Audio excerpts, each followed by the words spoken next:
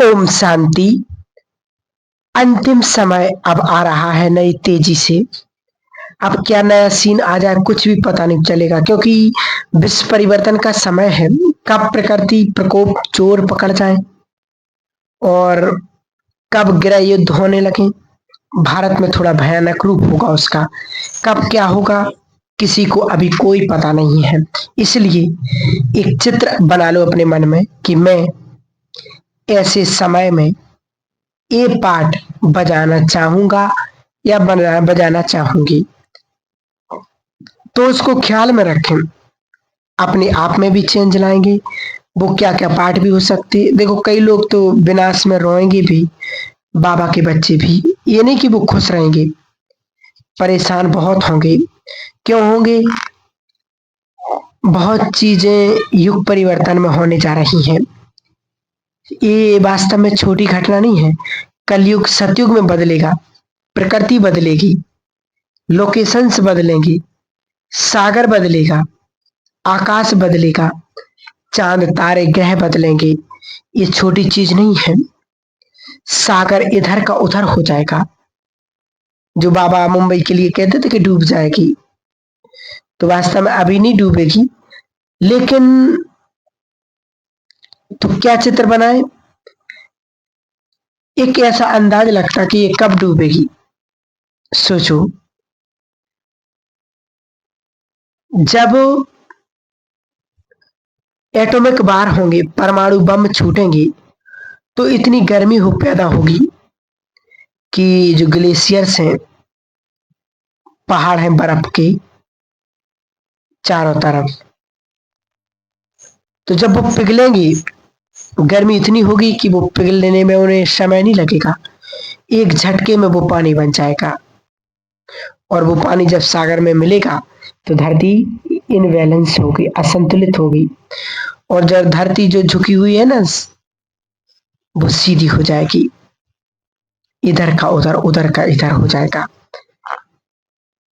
तो ऐसे समय में स्वयं को हमें सेफ रखने के लिए बाबा की श्रीमत अनुसार, जो बाबा हमें श्रीमत दे रहे हैं, उस पर चलना है। क्योंकि बहुत बड़ा खेल चलना है, और ये भी कब होगा? एंड में होगा। उसका नाता ब्राह्मण से है। तुम कर्मातीत बनोगे तब, बाबा ने क्या कहा था, तब महाभारत लड़ाई लगेगी। बीच बीच में युद्ध होते रहेंगे, और अभी जैसे हो रहा है, वो जो फाइनल वॉर होगा वो होगी एंड में। तो वो ये धरती का परिवर्तन भी एंड में होगा, और बहुत बड़ा परिवर्तन होगा एटॉमिक युद्ध से। ये छोटी चीज नहीं है। वो कितनी गर्मी पैदा होगी कि सारा आकाश जो गंदगी से भरा हुआ है वो स्वच्छ हो जाएगा, जल करके सब गंदगी नष्ट हो जाएगी। और सारा आकाश का जो पॉल्यूशन है, वो गंदगी है, वो सब क्लीन हो जाएगी। लेकिन ये सब काम किसके लिए होगा? किसके लिए होगा? ये सब काम होगा हम बच्चों के लिए। तो सफाई तो होगी, लेकिन हमें भी, हमारे लिए बाबा ने कहा, प्रकृति का सौंदर्य संपूर्ण रूप तक पहुंच जाएगा और प्रकृति बहुत सुखदायी हो जाएगी। तो एक चित्र बनाए अपने मन में, एक संकल्प देखें अपने मन में और उन पर विचार करें और अपना चित्र खुद बनाएं। संकल्प ये है कि मुझे विनाश काल में ये पार्ट बजाना है। रोने वाले तो बहुत होंगे, लेकिन मुझे, दुनिया रोएगी, लेकिन मुझे क्या करना है? रोतों को हंसाना है। संसार में दुखों के पहाड़ गिरेंगे, और मुझे क्या करना है? उन्हें सुख शांति का दान देना है, उन्हें राहत देनी है। संसार में दुखों के पहाड़ गिरेंगे, परंतु मुझे सबके दुख हरने हैं। मैं मास्टर दुख हरता सुख करता हूं। संसार में विनाश काल में अनेक लोग मानसिक रोगों के शिकार हो जाएंगे, लेकिन मुझे दृष्टि दे करके उनको राहत देनी है। मुझे अनेकों को मुक्ति का वरदान देना है। देखो क्या होगा, एक सीन आपके सामने आएगा धरती हिलेगी, ऊंची-ऊंची बिल्डिंग्स गिरेंगी, तो कितने लोग दब जाते हैं, गिर जाते हैं और वो तड़पते हैं। तो उन आत्माओं को कोई देखने वाला नहीं होगा, लेकिन उस टाइम पे बाबा ने कहा कि तुम बच्चे उन्हें राहत दोगे, उन्हें योग के द्वारा वाइब्रेशंस दोगे। ये समय की मांग होगी और इस समय की पुकार होगी। तो बाबा ने कहा हर एक को अब एक यात्रा पर है, हर व्यक्ति अपनी यात्रा कर रहा है। ऐसी यात्रा को उन सभी आत्माओं की सफल बनाने के लिए हम सभी बाबा के बच्चे विशेष यही पुरुषार्थ करेंगे कि मुझे अब संसार को कुछ देना है।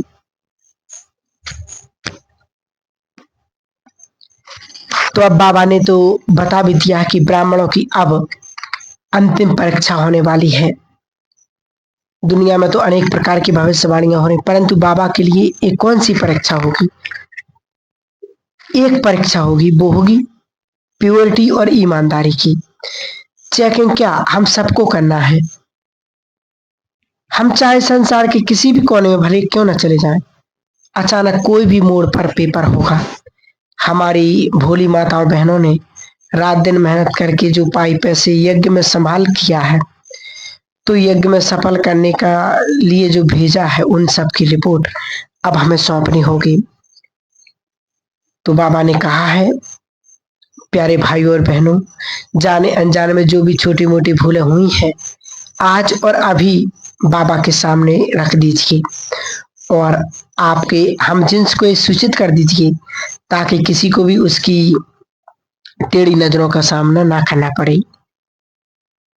इसलिए बाबा हम बच्चों के लिए बहुत सुंदर सुंदर शिक्षा दे रही हैं। आजकल तो ब्राह्मणों में भी एक रीति रस्म चालू हो गया है। आजकल ब्राह्मण भी मॉडर्न होते जा रहे हैं, बाबा की धारणाओं को भी बिल्कुल समाप्त कर दिया है। लेकिन कुछ ऐसा वायरस दुनिया में घुस गया है कि जिससे खाने पीने की धारणा बहुत कम कर दी हैं, अपने मन के द्वारा अनेक प्रकार की बातें बनाती हैं और अब ये समझने लगे कि मशीन के द्वारा जो बनाया गया है वो तो खा सकते हैं, वो तो बहुत अच्छा है। और आज के संसार में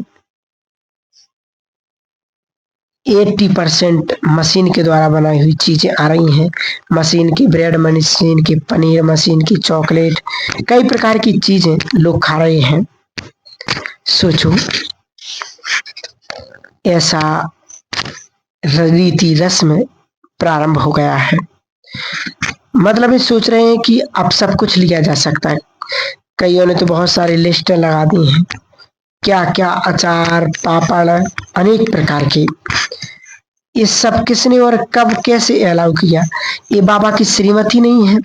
बाबा ने कभी कहा ही नहीं कि बच्चे ऐसा खा सकते हो।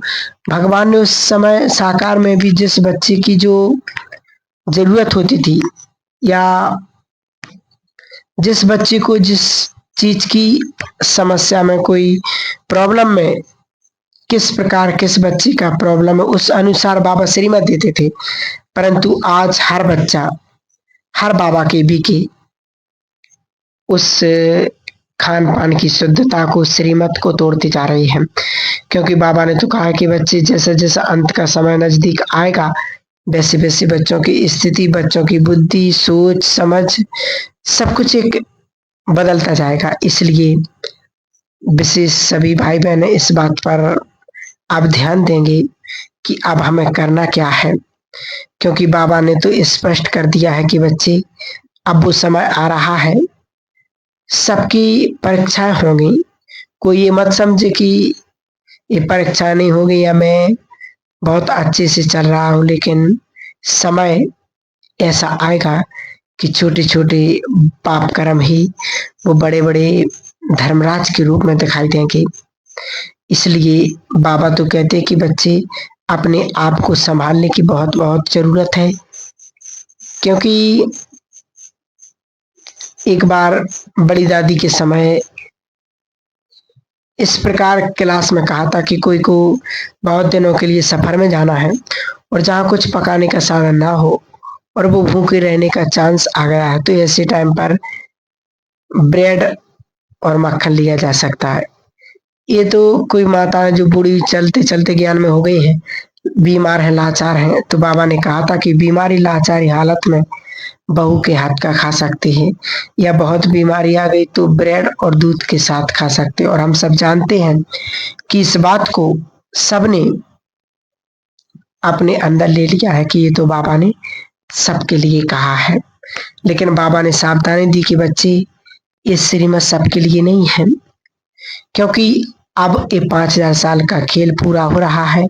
हम सब आत्माओं को संपन्न बन करके घर जाना है, क्योंकि कोई आगे जाएगा तो कोई पीछे जाएगा, तो किसी किसी कारण से तो कोई किसी कारण से, लेकिन जो महान योगी हैं तो 108, लेकिन बाबा ने कहा उसमें भी कुछ महान आत्माएं प्रकृति को शांत करेंगी अपने योग बल के द्वारा, अपने तपोबल के द्वारा।